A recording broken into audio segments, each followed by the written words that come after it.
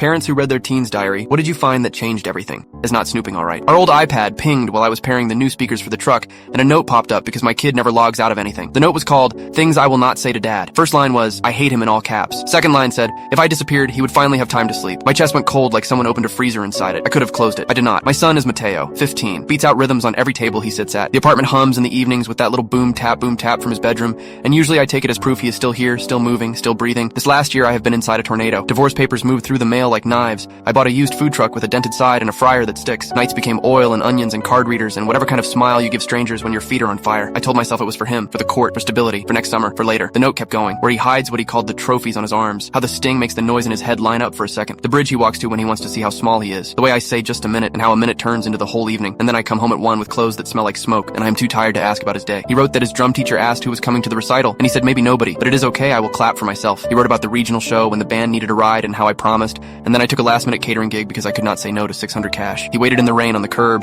with his snare in a black case and his phone at 3% until his friend's mom took him, and the whole time he kept looking up to see if my truck was turning the corner. I had to sit down on the kitchen floor. The tile was cold through my jeans. There were grease lines on my forearms I had not washed off yet. I wanted to throw the iPad across the room. I wanted to throw the truck keys out the window. What I did was breathe, and I opened the calendar and crossed a thick black line through 3 Saturdays. I texted my cousin to take the Sunday market spot, and I told him no questions. Then I called the school and told them I was picking Mateo up for lunch. He slid into the passenger seat with that face teenagers get when they think something bad is coming. We went to the little diner with the sticky menus. I did not bring up the note. I asked what song he was learning, and he said a dumb one, do not worry about it, and pulled his sleeves down when he reached for the ketchup. I did not push. I told him I messed up. I told him I had been staring at a grill for so long I forgot how to look at my kid. I said I would rather let that truck rust than miss one more thing that matters to you. He looked at me like I was speaking another language. He said, "Why now?" And I said, because I finally heard the quiet. He did not answer. He ate his burger in 6 slow bites. In the parking lot, he hugged me sideways like he was checking whether I would vanish. That week I showed up early to practice and sat on the floor with the other parents, and I filmed the whole messy solo. I moved the truck hours so I could be at dinner. I put my phone in a drawer. I wrote Tuesdays belong to drums on the whiteboard and underlined it 3 times. I asked him to teach me a basic beat, and I sucked, and we laughed, and the apartment sounded like a heart again. 2 months into this,